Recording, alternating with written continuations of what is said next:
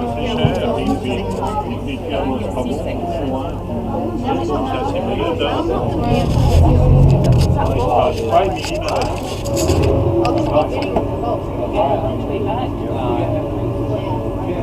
think we'll fit in there? Oh yeah.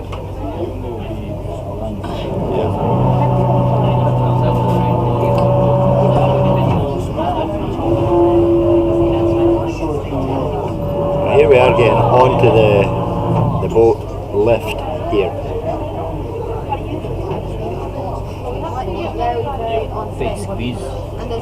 Yeah, we're going to slide in obviously.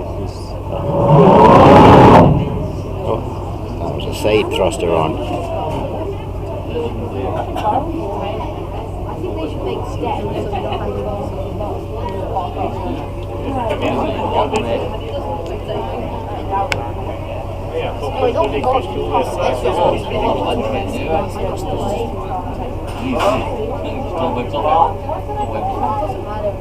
There we are, we're on the lift.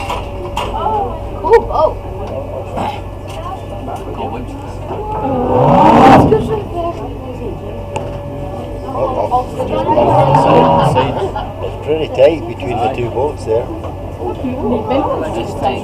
Wow.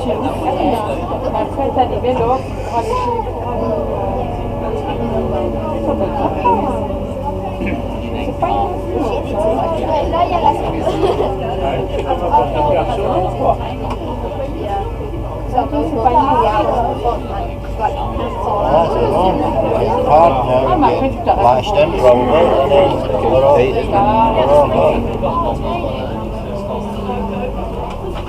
Tight there, yeah, we're bouncing off the other boats. Excellent. So I'll log off now and we'll get back at you when we start moving. Way up now. We are sure that you will enjoy this boat trip on the Falkirk Wheel, the world's first and only rotating boat lift, which continues the finest traditions of centuries-old Scottish engineering excellence and innovation. Opened by Her Majesty the Queen in 2002 as part of the Millennium Link project, the Falkirk Wheel was designed to reconnect the Forth and Clyde Canal with the Union Canal and reopen the waterway principally for recreational use. It replaces a series of 11 locks close to this site, which linked the two canals until the 1930s, when the lock system fell into disuse. The height difference between the Forth and Clyde Canal at the bottom and the Union Canal at the top is 35 metres. The Falkirk Wheel was designed by Scottish architects RMJM and constructed by Butterley Engineering of Derbyshire and cost £17.5 million to build, with funding coming from many partners. The entire Millennium Link project cost £87 million.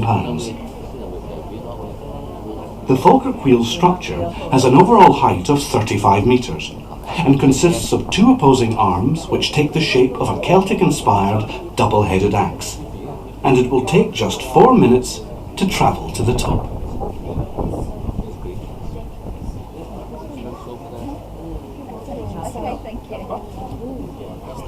The boat moves into a gondola, which holds boats side by side. There are two gondolas on the Falkirk Wheel, which always weigh the same, whether or not they carry their combined capacity of 600 tons, as the water contained within the gondolas is displaced to compensate.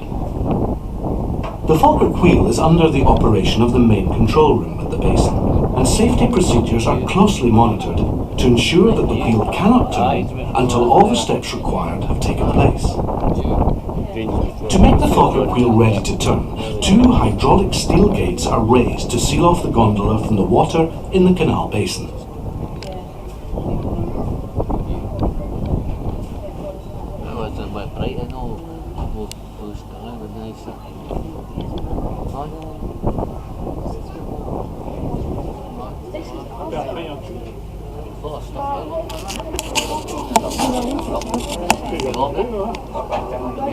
The water between the gates is then pumped out and a watertight seal which connects the gondola and the canal basin is removed. A hydraulic clamp and a series of securing pins which prevent the arms of the wheel from moving while the gondola is docked are now removed, allowing the Falkirk Wheel to turn. Pourquoi il peut remonter le pic après ça déborde? Donc comme Je pense qu'il doit y avoir des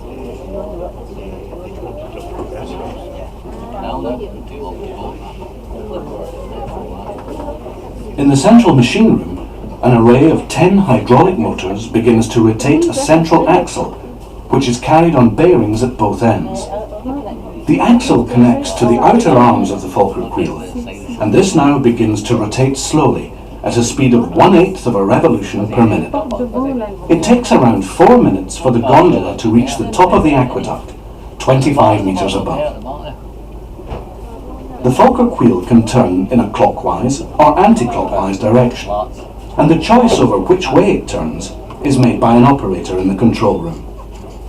To reduce wear on bearings and other moving parts, the operator will evenly distribute the number of times the wheel turns in each direction.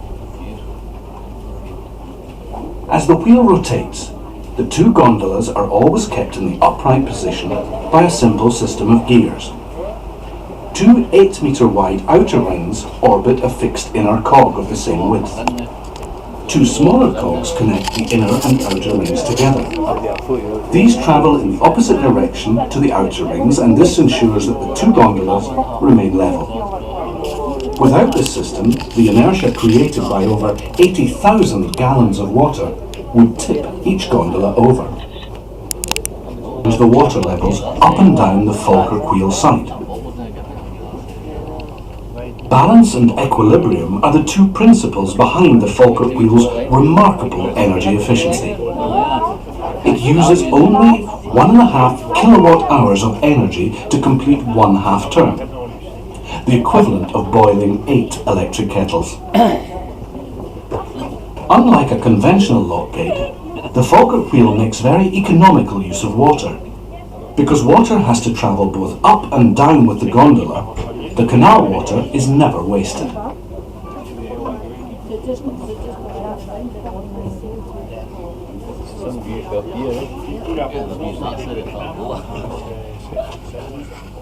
When the gondola reaches the top of the aqueduct, a hydraulic clamp locks onto the gondola to hold it in place, while the space between the gates is filled with water.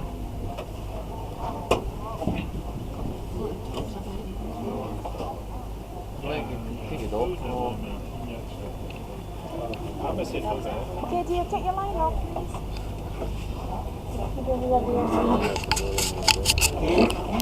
please?